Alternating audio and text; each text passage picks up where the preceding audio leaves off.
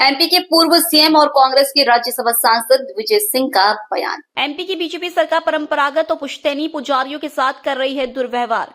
कमलनाथ सरकार में तत्कालीन धर्मस्व मंत्री पीसी शर्मा एक नीति लेकर आ रहे थे, लेकिन हमारी सरकार उन धर्म विरोधियों ने गिरा दी जो अब धर्म की बात कर रहे हैं। मंदिरों से आने वाले चढ़ावे की उपयोग की राशि का दुरुपयोग किया जा रहा है। एमपी सरकार ने एक आदेश पारित किया है कि उज्जैन में बाबा महाकाल के मंदिर के अलावा जिन मंदिरों के पास 10 एकड़ से ज्यादा जमीन है उसे बेच दिया जाएगा। गुना के आरोन जिले में एक पुजारी को नोटिस दिया है कि वे मंदिर की जमीन को नीलाम करें, नहीं तो उन पर कार्रवाई की जाएगी। सुप्रीम कोर्ट के निर्देश है कि देवता के नाम की भूमि ना ही नीलाम कर सकते और ना ही लीज पर दे सकते हैं। एमपी पुजारी उत्थान कल्याण समिति ने इसके विरोध में इंदौर हाईकोर्ट में पिटीशन भी दायर की है। एमपी में 50,000 से ज्यादा पुजारी है जिनके साथ बीजेपी की सरकार कुठाराघात कर रही है। ये भूमि भगवान की है, ना कि सरकार की। इसके बाद भी सरकार इसकी नीलामी की प्रक्रिया शुरू करना गलत है। जो सरकार सनातन संस्कृति का संरक्षण बताती है वो भगवान की भूमि को छीन रही है। दिग्विजय सिंह है इस प्रदेश में, जिनके पूछो आज क्या हाल है उनके।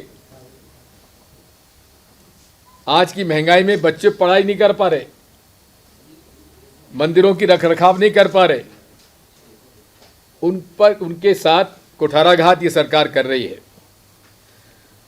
मंदिरों में सेवा पूजा करने वाले पुजारियों की माफी की जमीन कहते हैं, माफी की भूमि, ये उस समय राजे रजवाड़े जो थे और जमींदार जागीरदार थे, वो मंदिरों के निर्माण के साथ साथ उसके रखरखाव के लिए और पुजारी के अपने जीवन यापन करने के लिए मंदिर के नाम जमीनें कर दिया करते थे। मंदिरों में सेवा पूजा करने वाले पुजारियों की माफी की नीलामी का निर्णय पूरी तरह असंवैधानिक और अवैध है जो सरकार ने दिया है और सनातन परंपराओं का अपमान है। यह भूमि सरकारी नहीं बल्कि देवी देवताओं के नाम पर दर्ज है और पुजारी इसे भगवान की सेवा पूजा, मंदिरों में आयोजित धार्मिक उत्सवों और अपने परिवार के भरण पोषण के लिए उपयोग करते हैं। इसीलिए मंदिर के नाम से जमीन दी जाती थी। इसके बावजूद राज्य सरकार द्वारा नीलामी की प्रक्रिया शुरू करना न्यायालय की अवहेलना है। माननीय प्रदेश उच्च न्यायालय ने भी 11 अक्टूबर 2023 रिट याचिका 20819/2023 में सरकार को सुप्रीम कोर्ट के आदेश का पालन करने के निर्देश दिए हैं। नहीं हो रहा तो हाई कोर्ट ने भी आदेश दिए हैं।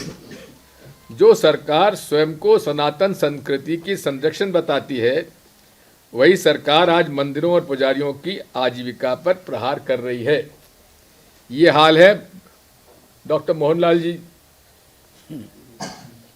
यादव, आप उस शहर के माननीय विधायक हैं जहां महाकाल का हमारा प्रसिद्ध ज्योतिर्लिंग है और हमारे प्रदेश में ओंकारेश्वर के दूसरे ज्योतिर्लिंग, हमारे 2 प्रांतों में जहां ज्योतिर्लिंग हो, वहां के मुख्यमंत्री के रूप में आप उन हमारे प्रदेश के पुजारियों के साथ कुठाराघात क्या कर रहे हैं? आपके राज में क्या हो रहा है?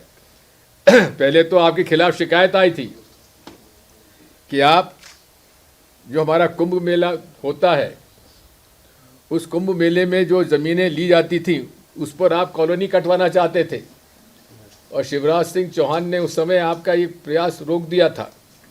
और फिर इस बार भी वह चालू हुआ तो फिर अमित शाह जी की फटकार पड़ी तो ये काम रुका। मंदिरों की माफी भूमि सरकार को दी हुई नहीं है, इसलिए सरकारों से छीनने या नीलाम करने का कोई नैतिक कानूनी अधिकार नहीं है।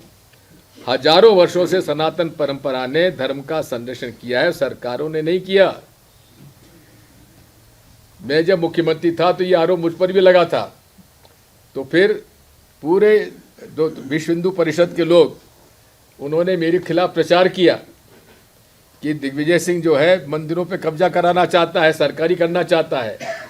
तो पूरा एक डेलीगेशन आया हरिद्वार से, सारे साधु संतों का। उस समय हमारे मुख्य सचिव शर्मा साहब हुआ करते थे, तो हम लोगों ने वहाँ मीटिंग करी, सारे साधु संतों का मैंने सम्मान किया शॉल श्रीफल से और कहा कि महाराज आपको बड़ी गलत सूचना दी है विश्व हिंदू परिषद के नेताओं ने, यहाँ कोई ऐसा प्रयास नहीं है।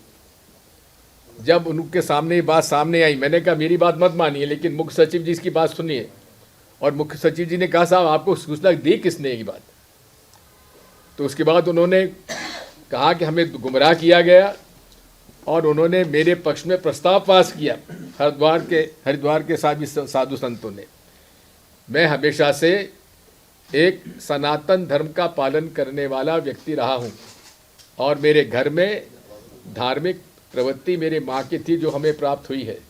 इसलिए मुझ पर ये आरोप जो लगाते, कभी कहते दिग्विजय सिंह मुसलमान हो गया, कभी कहते हैं ईसाई हो गया, ये वो लोग लगाते हैं जो यहाँ पे जमीनों का धंधा कर रहे हैं, सरकारी जमीनें जिन्होंने अपने नाम करा ली, ये लोग मुझ पे आरोप लगाते हैं।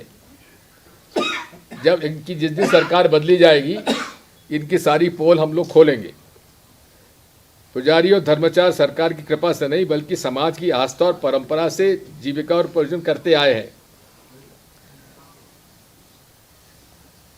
मठ मंदिरों की भूमि की नीलामी में प्रदेश के पुजारियों का गहरा आक्रोश और असुरक्षा पैदा हुई है।